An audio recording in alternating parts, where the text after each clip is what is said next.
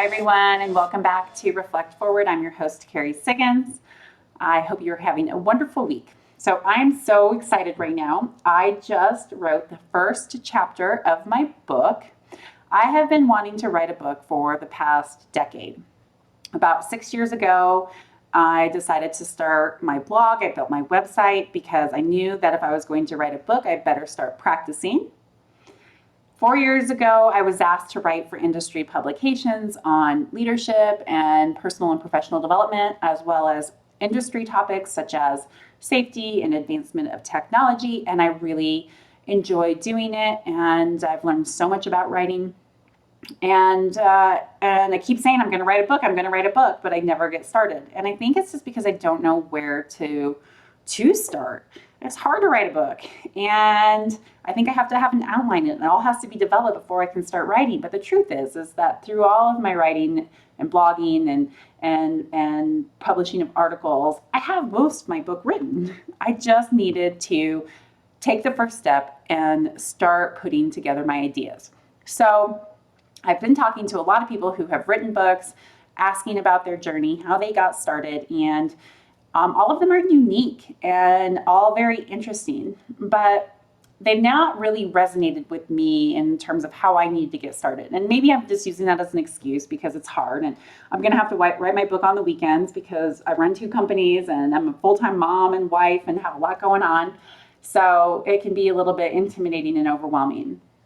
But a good friend of mine introduced me to a writing coach, and she is starting a writing cohort, which is a group of 5 people who are wanting to write books. We're all in various stages, and we are going to be each other's accountability buddies. And our writing coach is going to walk us through the process of writing a book and overcoming the obstacles and the roadblocks and losing motivation. So I am so excited. I have my first 300 words written and put together for my book, and I am going to write another 3,000 words next weekend, and I'm really excited about this process. So the reason why I'm telling you all of this is, 1, because I'm excited and I want to put it out there that I am going to have a book, and 2 is to encourage you to take that step. It's so easy to come up with all of the excuses and reasons why we can't do something hard, but we can do hard things. We just have to take that first step.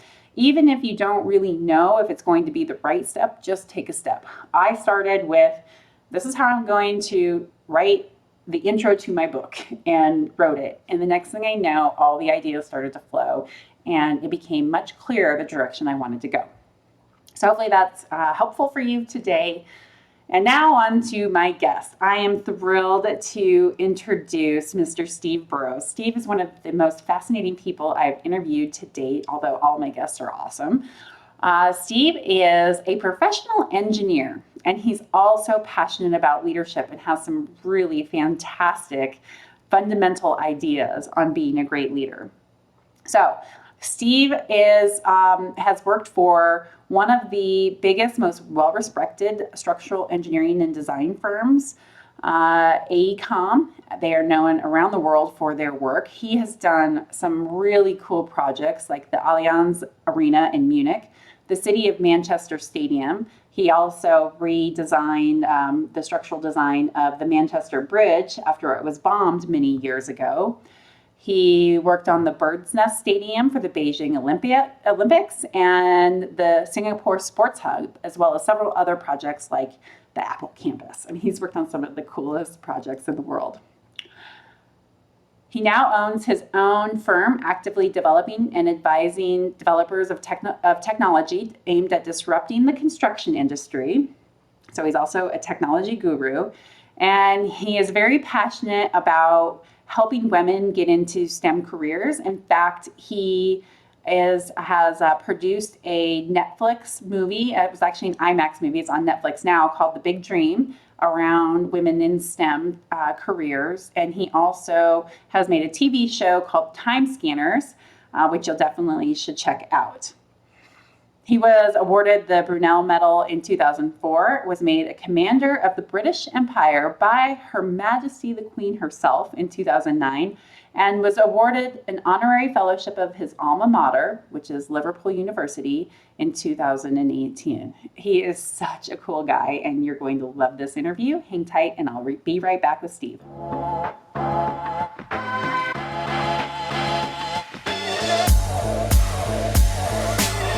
All right, welcome back, everybody. I'm so excited to introduce my guest today, Mr. Steve Burrows. Steve, thank you so much for being on the show today. You're welcome. You're one of the world's most successful engineers, and you're also a greatly admired leader. Why don't you tell us a little bit about your journey? I'm a structural engineer, actually. Did a degree in civil engineering at Liverpool Polytechnic. I went to Liverpool Polytechnic because it was the only place I could get in, and I had no money. And so it was the only place I could afford to go. Joined Arup out of school, worked around the world in Hong Kong, China, Italy, Spain, Switzerland, the United States many times. And designed buildings that I really liked. So I'm into sports, big Manchester United fan. So I designed stadiums. So I designed a bunch of them around the world for the World Cup, for the Olympic Games, in the United States for NBA basketball team and NFL team, and that's what I did for a long while. And then in the later part of my career, the last few years, I've really been into trying to change the construction industry, particularly focused on, is there a way to make buildings cheaper with the intent of affordable housing being actually affordable? And so I've been looking at, different ways in which you could put buildings together, different ways you could build them, different technologies you should use. And that's really what keeps me interested. So, what's the most interesting engineering project that you've worked on? It's hard to answer that question because every project is different. I think every engineer, well, certainly I always wanted to design a bridge. And so I got the opportunity to design a bridge under pretty difficult circumstances. So I'll tell you the story. So I was playing golf on a Saturday afternoon in Bolton, near Manchester, when I heard a bang, and that was the largest bomb that the IRA ever planted and let off in mainland Britain, and it was in Manchester. And it sort of changed things for me quite a lot, actually, probably changed my life, that bomb. But the bomb went off under a footbridge that connected two parts of a shopping centre. And the city, and when it rebuilt after the bomb, wanted to create a beautiful piece of art bridge that connected these two buildings. So I got to do that. And it's pretty interesting. You can look it up. It's at the Manchester Arndale Centre. And it's a pretty cool bridge, it's sort of like a hyperbolic paraboloid. That might not mean anything to you, but these big cooling towers you see at power stations, imagine those turned on their side, and it's sort of a twisted steel structure that connects these two buildings at different levels. So I wanted to do a bridge, and then I did a bridge. Then I did another one afterwards, which was based on a dinosaur skeleton, but that's another story. But every project I've worked on has been interesting. I really tried to stay away from projects that I didn't connect to personally. I didn't see I could bring anything to the project. And so I've been lucky enough to be able to choose a lot of projects that I work on and not to have the projects chosen for me. Well, certainly over the last 30 years anyway. So it sounds like there's like an artistic streak in you, right? If you want to pick and choose the projects that speak to you, how does art play into the way that you think about engineering and structural design? Yeah, I think art is pretty important. My wife's an artist, and she paints, and she does. I love her work. She paints these sort of images of nature, but really close up, really just showing how beautiful nature is.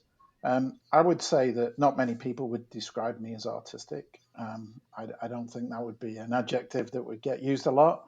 But I sort of do care. I care about the place and the sort of message that the building sends, and not just symbolism. So, for example, led the team for the engineering of the Birds Nest Stadium for the Beijing Olympics.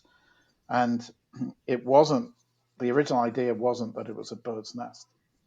The original idea that really attracted me was that it was like a beautiful piece of polished stone, and it had these random lines that went through the stone, because that's what grandparents do for their grandchildren in China when they graduate school. And I love that sort of connection of people across different generations, and somebody doing something for someone that took many hours to polish it smooth. It just showed, a tremendous amount of love and dedication, and the whole sort of symbolism, appealed to me. And so I wanted to make something really cool.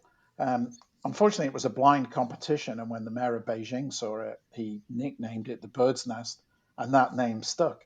But that wasn't really what drove it. So I like the sort of, I like the human connection, and the goal there, just so you know, the brief was to create an iconic building. And, I spend a lot of time thinking, well, what is an icon?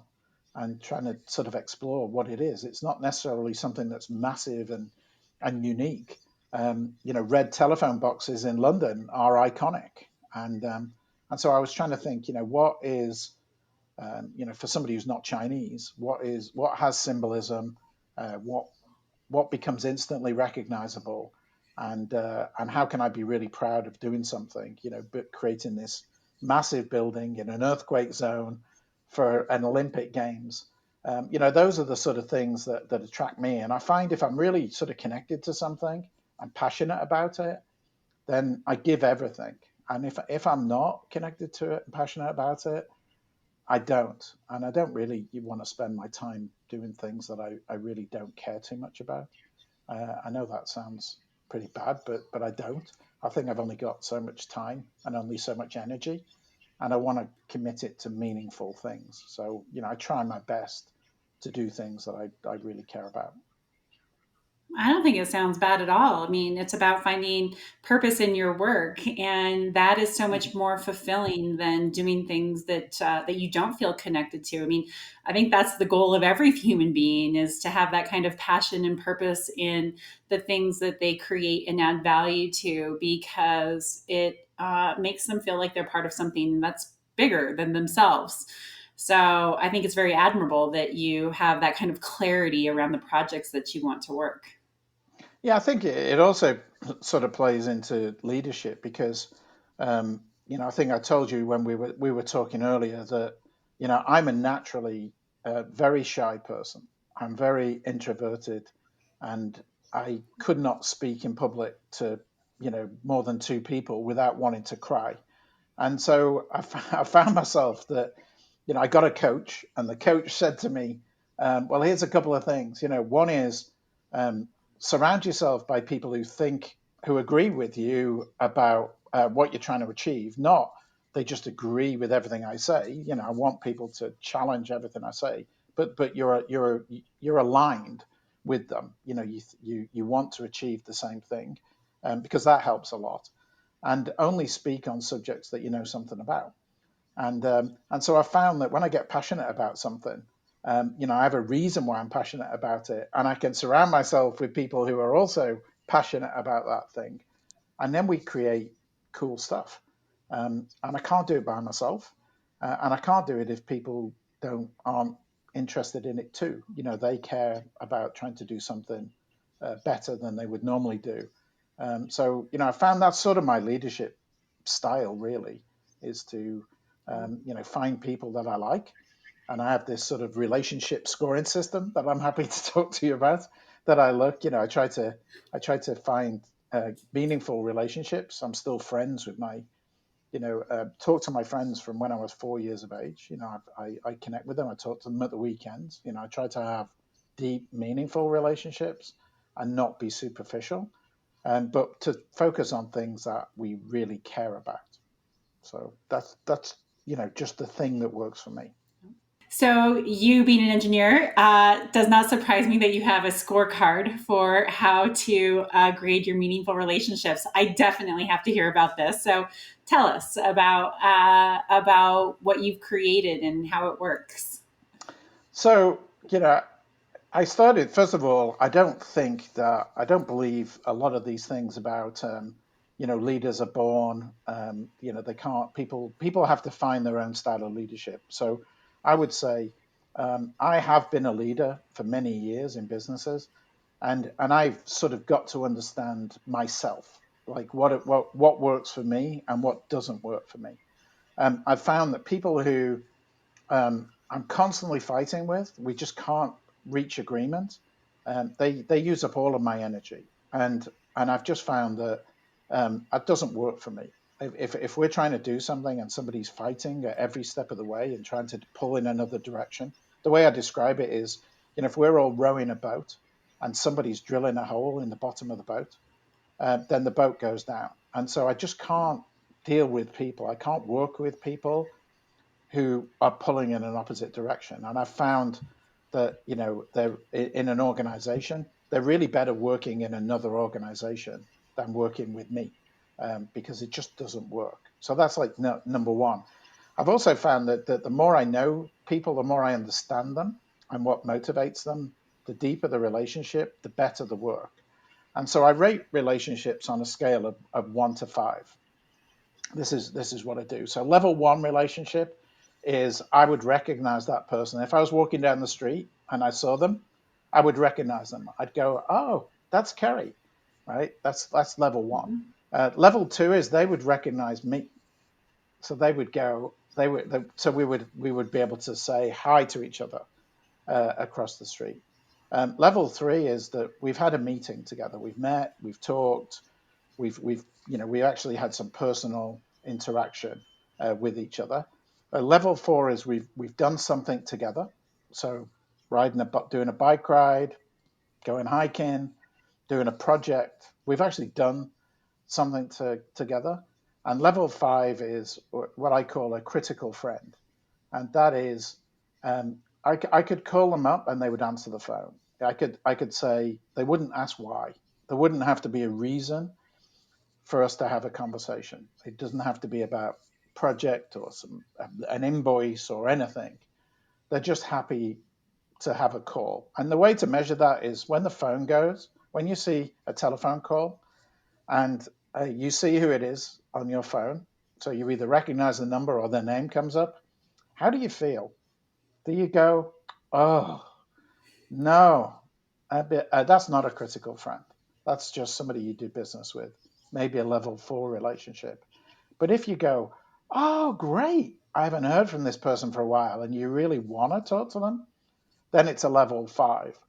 And I just find that works for me. I want to work with people that when I get a phone call from them or they get one from me, they're looking forward to it and it's fun. And we look forward to the next time. And yeah, so because I'm an engineer, I try to put some numbers around these things. Of course you do. All right. So I love that description. And building really deep connections is something that I value as well. And I've always walked this fine line of, especially with my executive team and my employees, because I like to go deep. And I have, taken it too far where I know too much about somebody's personal situation that as a friend it's okay, but as a leader it's not. And so how do you build those level 5 relationships with people who are on your team, with your employees, and still find that deep meaningful connection, but also make sure that it still is an appropriate relationship for a leader and his or her teammates?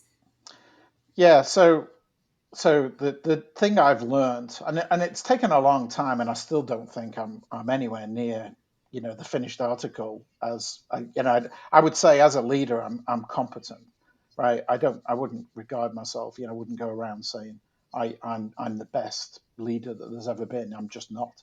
I do my best every single time, but I'm just not. And I have that sort of white guy problem, right? And the white guy problem is, my dad, everything goes back to how you were brought up. I think, my dad never cried, right? My dad never he was not an emotional person at all. He didn't hug me, he didn't kiss me. He didn't. That wasn't. And so I was brought up with this sort of facade of I'm tough, I'm unemotional. I make, I make business decisions. I'm just, and that's not who I am, right? I watched Amanda Gorman read the poem at the inauguration, and I cried. And my wife put her arm around me, and she goes, "You always cry at these things." And I was like, "Really?" It's. I mean, I cry easily, and I like it. It makes me feel like I'm real. And so these relationships that I've developed, deep relationships with people, I found I have to find a way to be vulnerable and to actually, tell people that, sometimes I don't know the answer. I just don't know what to do. And sometimes I'm scared, and sometimes I'm sad, and sometimes I'm happy, and sometimes I'm tired. And this is, leaders are not different types of human beings. I watch some of these leadership TED talks, and I go, "Oh my gosh, that's a robot." That's not me. I'm not a robot. Um, if I know things about myself. If I don't have a good night's sleep, I'm grouchy the next day. I'm better in the mornings than I am at night. I get tired. I put my head on the pillow. I go to sleep. I don't wait for 8 hours. I don't move. That I need that sleep. If I drink alcohol, I don't sleep well. So I try not to drink alcohol. I like it, but it doesn't help. I'd rather sleep. And I think you've got to recognize in other people that they're happy and sad and scared and tired, and things aren't going well. And you've got to create a place in which it's okay to talk about those things. And it's really hard as a guy to do that, because parentally I was conditioned to hide those things. And so I try to get better at it, and just to sort of recognize that we're stronger together and people can help each other. But I don't always know the answers. And I don't know how you do it as a leader, because you say as the CEO and your executive team and your employees. And I really try honestly to take the view that being the boss is just a title. It doesn't mean anything. Yeah, a leader without followers is an idiot, and and that people choose to follow you. You can't make them. You think you can tell people what to do, but nobody will do what they're told to do unless they believe in it. So you've got to find a way to make people feel engaged with the task at hand, and with all of these emotions that are running, where they're really tired, or they're really scared, or they don't know how to do it, and they're frightened to tell you they don't know how to do it. um, and so that's it's been something that I've been trying to learn, and I have to sort of overcome this sort of ingrained um, you know facade that I'm always right and I know the answers. Yeah. Yeah. Mine is very different. I think being a female leader, I think it's much more easy.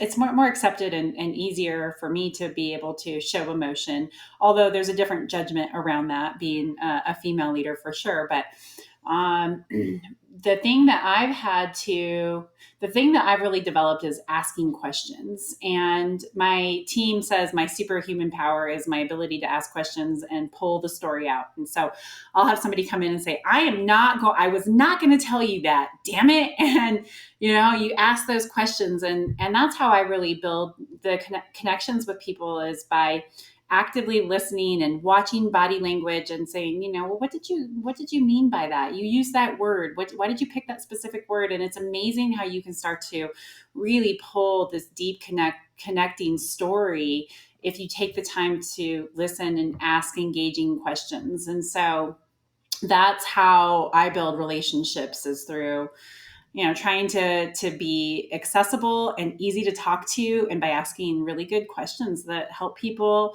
articulate how they might be feeling, or understand something that they didn't understand about themselves before. So that's one of the things that I've really That's been trying to interesting. develop as a leader. Yeah, but just Mhm. following up on that, I like the superpower analogy. So I'd like to ask you a question, but I'll give you Yeah, mine first. So my question yeah, to you is going to be, what is your kryptonite? Um, yeah. because for me, my superhuman power, and I even feel bad even using that terminology, but where I'm at my best is in a crisis. When something goes really badly wrong, and I've got some examples of things going really badly wrong, um, I don't panic. I can focus on what is the right thing to do and be driven by it. I Mhm. don't blame. I'm not one of these people who, like, I hate forensically examining what went wrong. I don't like that, but I like to find solutions to in a crisis. I'm a pretty good person to have around in a crisis. I can assure you of that, and I've been in many of them. I can And that imagine you are. and that's really good. But my downside is I get bored. I get Yeah. very easily bored, and I can't do routine things. Even with my wife, we've developed this. I've been married for. Hang on, when did I get married? I've been married for 38 years, and and we've developed some interesting things, right? As in our relationship, my wife knows I can't fill in a form. I just every time I get a form and it asks me to write my name, I go, well, if they sent me a form, why couldn't they print my name on it? And why do they need? They know my date of birth and they know my social security number and my address. They mailed it to me. Why do I have to write my address? And I can't do it. I just found myself going, oh, I can't do this. It's inane. Whereas my wife is very, she is fine with doing those things. So she fills the forms in, right, and I don't. Um, and it's sort of you've got to realize that I'm like that when I'm doing projects. If it's repetitive, I find myself going, I can't do this twice. I just can't. So I've got to find a way to automate this process now because if this is all I'm doing all the time, I'm going to go crazy. Um, and that's a weakness because you know um, the detail matters and some those things are necessary. And I just don't enjoy doing them. I get bored really quickly over those things. But what's your kryptonite? It's actually very similar to that. I pay attention to details because I have a very good memory. I remember everything people tell me, and so that is an easy way for me to And then I synthesize. I synthesize complex problems, complex information, and categorize it. Boom, boom, boom, and I remember. And so I actually pay attention to the details and I care about the details, but I don't want to do the details. So Right. it's very similar. Like, yeah, my husband, like he handles like all like tax, like we have a complicated, we've got a lot of stuff and businesses and property, and he handles all the taxes. He's like, do you know how lucky you are that I do this for you? Because you literally cannot do this. And I'm like, yes. And I am so grateful. Thank you. And I appreciate the details, and I like when I know the details. I want him to share that with me, but doing it is really hard, and it can really negatively impact my team when I am like, let's just go for it instead of having a detailed plan, because not everybody's comfortable with that. Like I can wing it, and I know that I'm going to be okay no matter what happens, but that's not a great way to lead a company. And it is very uncomfortable for people who are analytical and who are not risk takers. And so I've had to really learn how to temper that and surround myself with people who have those strengths, because it is not one of my strengths. And so I don't have everybody following me and running off the cliff, But you're follow quite me a right off the cliff. you're quite a fearless person, right? Because what you describe is you've got an entrepreneurial spirit, and see, I haven't. I like I think I told you this previously, but I was brought up in very poor circumstances. We didn't have any money, and so I'm generally actually quite risk averse. So even though I really like doing interesting things and exciting things and new things and groundbreaking things and finding new ways, there's also a big part of me that's risk averse. I tend not to do things where I won't bet the farm. I'm always I'm very good at scenario planning. I've always got a plan B and a plan C. And I because I Yeah. say, okay, what's going to go Yeah. wrong? So I'm actually quite risk management is one of and that in any business and in any leader, it's about managing risk, right? Yeah. because Yeah. everybody can be good when things are going well. But what I described to you is, my strengths are in a crisis, Yep. but also Yep. I'm pretty good at thinking like, well, what's gonna go wrong, and what am I Yep. gonna do when it goes wrong? And so I always feel like I've got in my back pocket, I've got a plan B, where Yep. I've actually done it with people where something has happened, and I said, well, I thought about this. I actually once presented to my boss. I said, I thought this might happen, and I did a plan. And he looked at it and he said, oh, this is crazy. And he said, how would you have guessed that this would happen? And I said, I always try and guess what's going to go wrong and come up with a plan for it. And Yeah. I wrote it down. And he found that really weird. He almost found like I'd I'd made the bad thing happen. It was like I started to go. You couldn't have foreseen this. You must have sort of like created this, somehow. And I go, no, no. It was like Orchestrated it. it was, yeah, yeah, yeah. It's like no, no. I was just I always think, what happens if we're late? What happens if we go over budget? What Yeah. happens if I can't make this Yeah. thing work? What am I going to do? Yeah. Yeah, I like that. And I think that's a great distinction to make because even though our kryptonite can show up in similar ways, the root of it is very different, right? So yours is boredom. So as long as creating a plan and paying attention to details isn't boring to you, then great, I can dive in. Mine is paying attention to details because I feel like it's slowing me down. And that's really where my the risk taking piece of it comes in is this going to slow me down? And that's my kryptonite.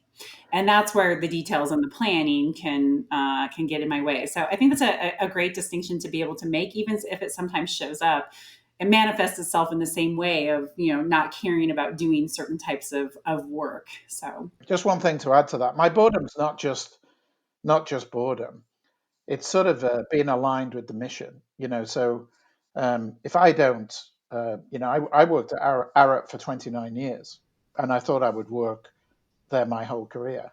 But the reason I left was I started finding myself saying, I don't feel aligned with the mission anymore, and that doesn't mean doesn't make that's no way me saying Arup is not a good firm or it's changed. I think I had changed. It wasn't. It was no yeah, longer personally aligned with me, and it was more. And I wanted to do something else, and it was the best thing I ever did. But it was a hugely difficult thing to do after such a long period of time. But once I'd done that, I started to say, "Huh, this is better for me, right?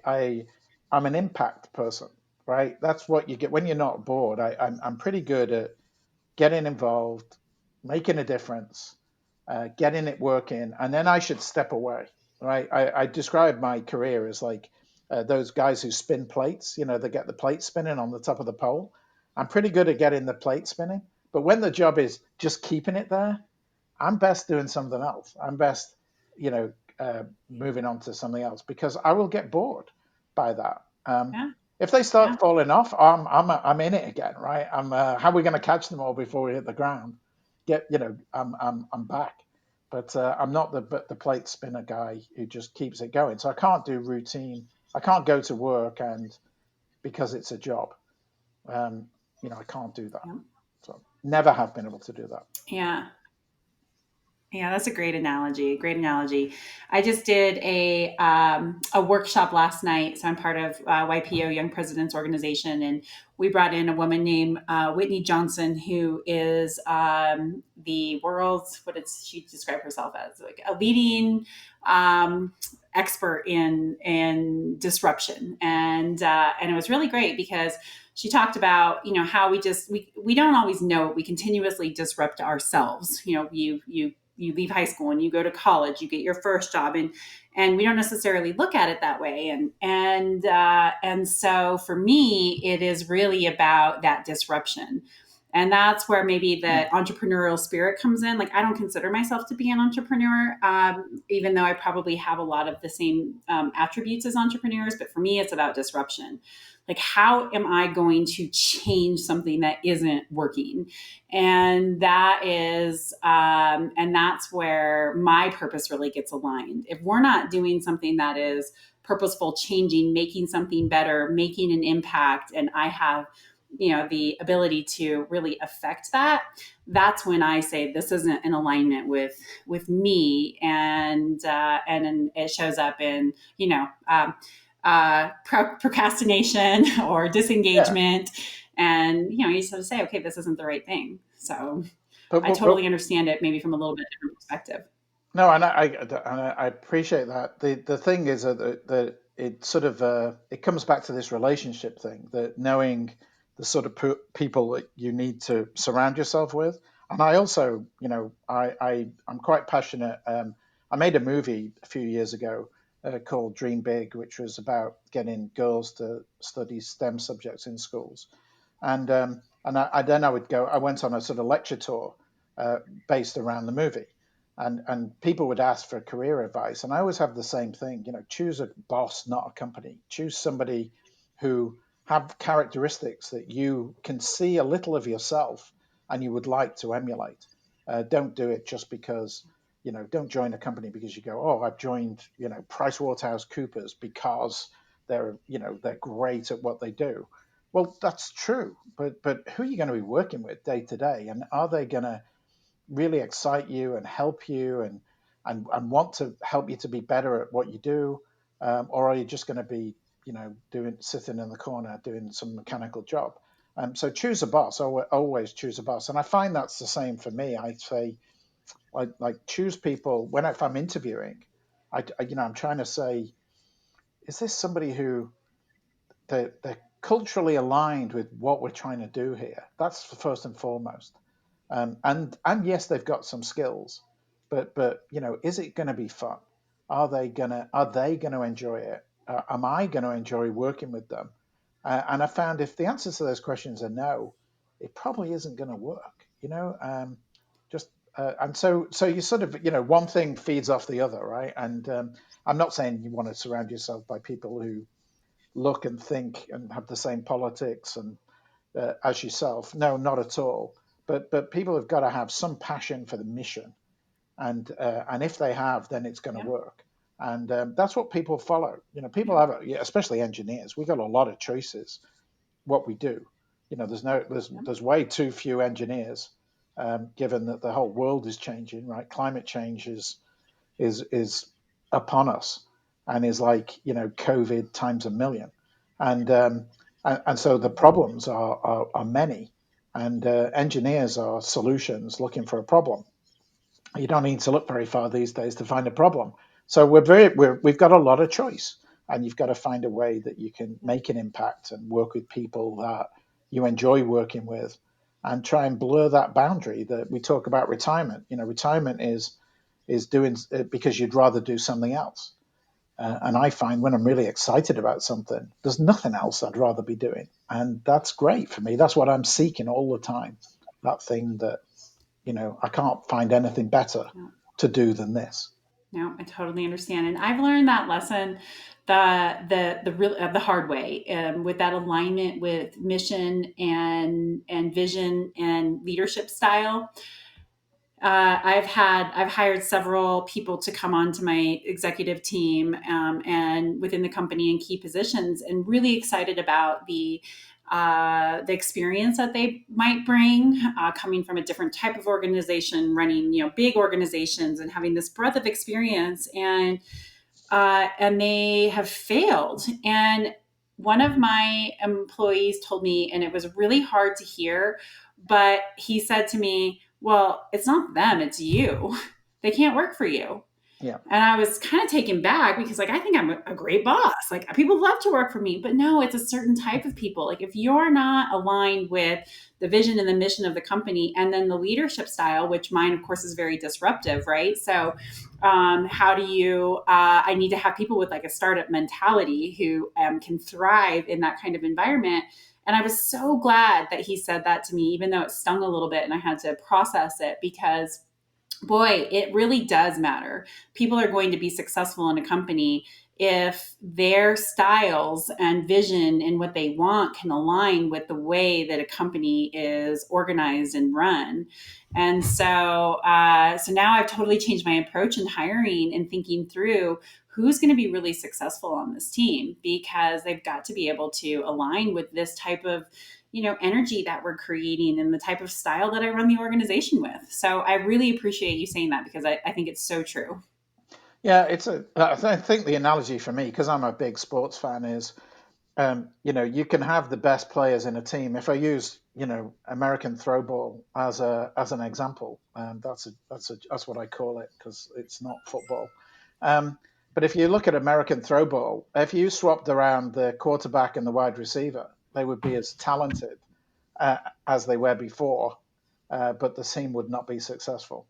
So, you have to, first of all, you have to have people who are on the same page with each other, but then they have to be doing the things that they're best at.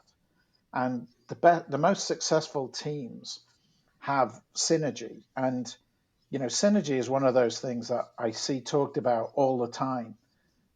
But if you think about acquisitions, when I was at WSP, we made a number of acquisitions, and we said we want to make 1 and 1 equal 3, right? And it's an easy thing to say. It trips off the tongue. Everybody can understand it. If we come together, we'll be better than we were apart. So it's like getting married. I think. I married my wife because my life and hopefully her life is better when we're together than it was when we're apart. That's fun. I mean, yes, we love each other, but fundamentally, we're choosing that we're better as a team than we are as individuals. And I think that's true in business as well. So when you have a team, Manchester United have been a great team.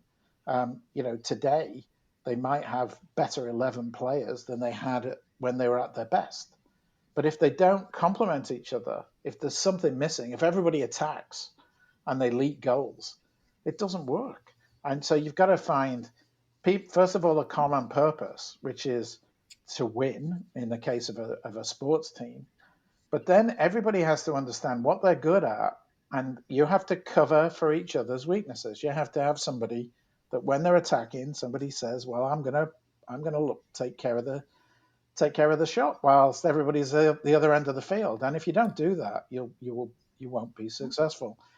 And I think in business, there's a huge. I mean, I've been involved in so many exercises of trying to understand people's attributes. You do these sort of personality tests, and sometimes Mhm. people say to me, I don't even remember what they are, but I'm an RTWZ, and I go, I have no idea what that is.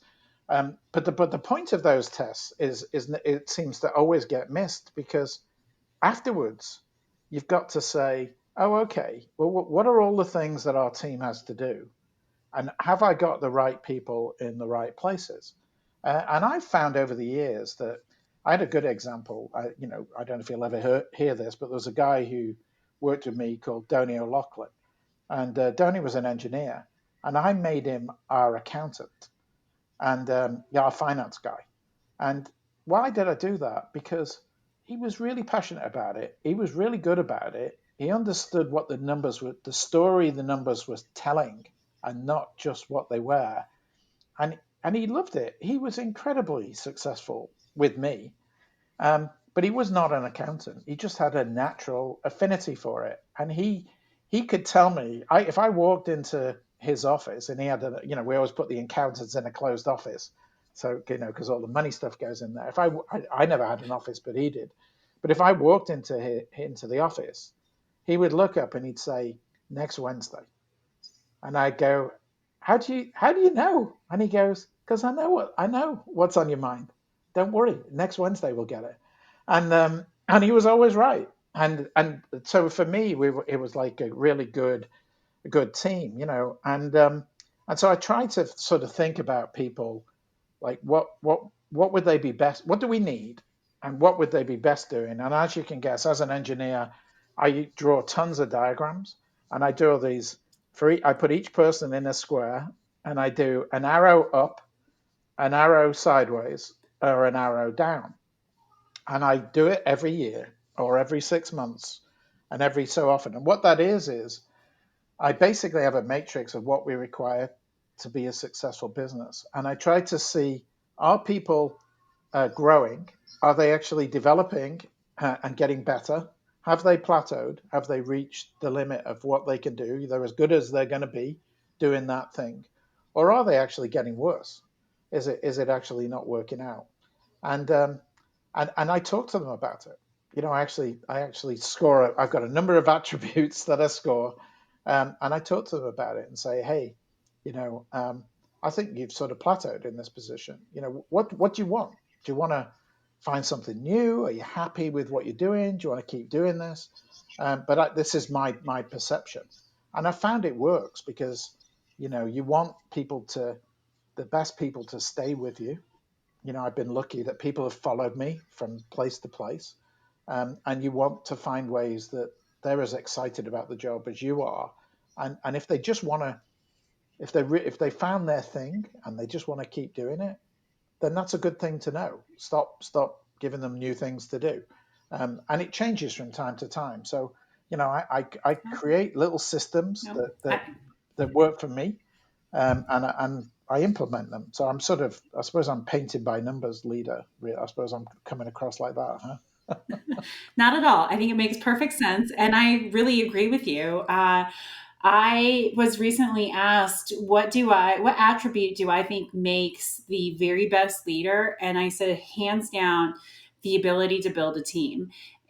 You have to have a great team to be able to do anything. I'm a huge Michael Jordan fan for many reasons, not necessarily because he was a jerk, but he knew how to finally learned how to build this really great team that went to to take, to do things that no team had ever done before. And he really figured it out when it was, how do I build a team and who is going to be the very best in this position and be able to help us win. And so I love that. I think that you cannot be a great leader unless you know how to develop people. And part of developing people is aligning their roles with their talents and strengths. And so you have to have a system to do that.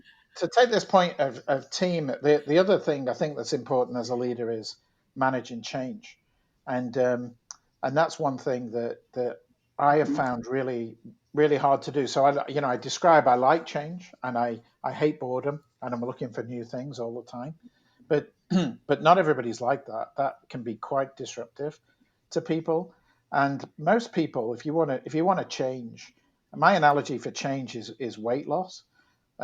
So, one of my good friends, Jay Parrish, lost a lot of weight. And I hadn't seen him for 6 months or 3 months or something. But when I saw him, he'd lost a lot of weight between the two times. And I said, wow, Jay, you've lost a lot of weight. How did you do it? And he just looked at me like super puzzled and said, I just put less stuff in my mouth. And and I was like going, yeah, it's that simple, isn't it? But it really is that simple. But it's doing it routinely that creates the change. And I think that in organizations, leaders Yep. have to create change, right? They have to, because otherwise, what's the point? Leaders take you from A to B, and that's what they do. So that you know where A is, right? That's your origin, and you know where B is, where you would like to be. The leader's job is to create a plausible future. So I like to see leadership as a journey. So the journey goes from an origin to a destination. The destination has to be plausible. So, my analogy is if you said to everybody, we're going to go to Mars, they would think you were crazy. But if you said, we're going to create a rocket that can get outside the Earth's atmosphere, which is actually the first step on a journey to Mars, then people can start to say, oh, yeah, I could figure out how to, if they're rocket scientists, they could figure out how to get outside the Earth's atmosphere. So you can't create visions that are implausible to people. Even if you ultimately want to achieve that objective, you've got to explain things in pieces that people can reasonably find a way that they can understand what their part is in following you on that journey. And And I think that's sort of the goal of leadership when we say people being aligned and with the mission. Yeah, I think the mission has to be something that is people believe you can achieve it. Nobody wants to be part of something that they just say it's impossible, right? Because they go home and they say, "Hey, Steve's crazy. He wants to go to Mars. We haven't even got off the Mhm. ground. It's just too big. It's too big a leap." And then when I'm talking about boredom, so Yeah. I say you've got to create change, but then you've got to sustain that change. You've got to find a way that, okay, if we're going to create a rocket that's going to get outside the Earth's atmosphere, then there's a couple of things that are important. The the power has to exceed the weight, otherwise it doesn't get off the ground. So, right, let's focus. You guys focus on making it light, and you guys focus on giving us more power. And then, hey, somebody's going to have to create a guidance system so it goes in the right direction.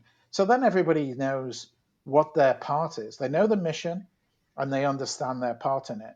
And I think with everything you do, you have to do that. You've got to have the account. If we're designing stadiums, the accountant has to say, I say, look, stadiums are really big things. They're really risky things. They're going to open on a date, because an event's going to take place.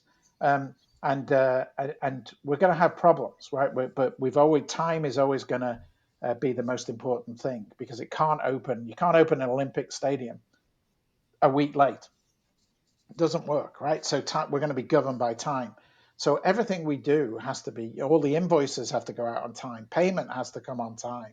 You know, we have to, if we have to pay our sub-consultants or whatever it means, everything has to be done. Time is our guiding light for this particular job. Not necessarily the case on, on a multi-family housing project, maybe, where it's more important that you hit the market at the right point. So you've got to understand, and people have to understand that the guide changes. It's not always the same guidance that you give to people. It's the most appropriate guidance for the task at hand, and uh, and that's the leader's job. And you have to think about that. A little story: when I became a leader, so my first leadership role, I was 27. My boss went on vacation to Mallorca and had a stroke, and so the team voted me. They were asked to choose the next leader, and they chose me. And looking back, I think they chose me because they thought nobody could replace the boss, and the next person would fail. And it was probably better that I failed than they failed. And I think that was their reason for choosing me. But my boss's boss recognized that, even though I didn't. And he said, "I'm going to get you a coach." And the coach came to me and said, "Talk to me about your leadership style." And I said, "I'm the first person here in the morning. I'm the last person here at night.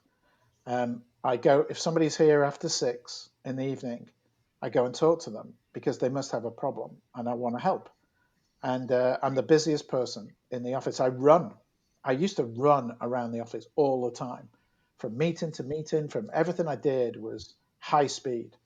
And he said, "Okay, what I'd like you to do is on Thursday afternoon, clear your calendar and just sit in. I had an open office. I sat in the office with everyone else, but we had meeting rooms where we had private conversations." He said, "Go into that meeting room where you have the private conversations by yourself and stare out of the window and think about what you're trying to create. What are you trying to do here?" And he said, "Do it from 2 o'clock till 5 p.m. on Thursday afternoon." So I tried. I lasted about 10 minutes. I was like, I haven't got time for this. I haven't got time to think about the future. I'm busy. And that was the most important thing is the boss should be the least busy person, right? Really must be the least busy person. And so often they're not. People think a measure of their worth is being busy and and everything relies upon you. And that's the worst thing you can do, because if something happens, everything goes wrong. You want to create resilience in your team that if something happened to you, God forbid, um, they would be fine, right? They would cover. It would be fine. It may not be quite as good. It may be better, but it would be fine. And if you make everything rely upon you, you might feel really important, but actually you're doing the worst thing you could possibly do for the business. And I was that leader. I was, Brian Baxter, who got me the coach, said to me, which type of leader do you want to be? Do you want to be General Custer? Long flowing blonde hair, white horse, charges out in front, says, follow me. And in battle, he's the first one that goes down, right?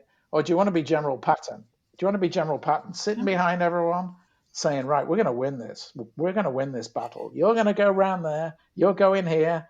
These guys are doing this. You're basically managing the chess pieces. And I was definitely the Custer type leader. And I've tried hard to be the strategic type leader. And that's still a work in progress.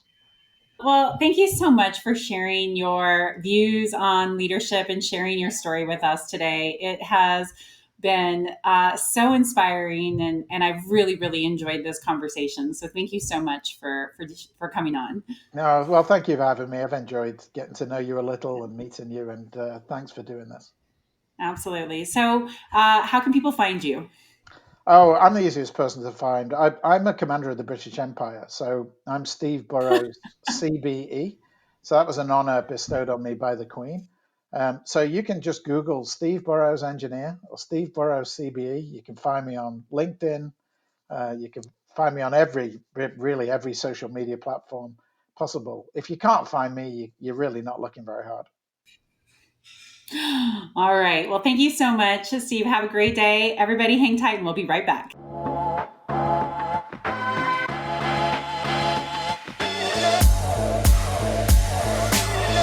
Okay, I'm back, everybody. I hope you enjoyed that interview with Steve. Such an interesting and multifaceted person.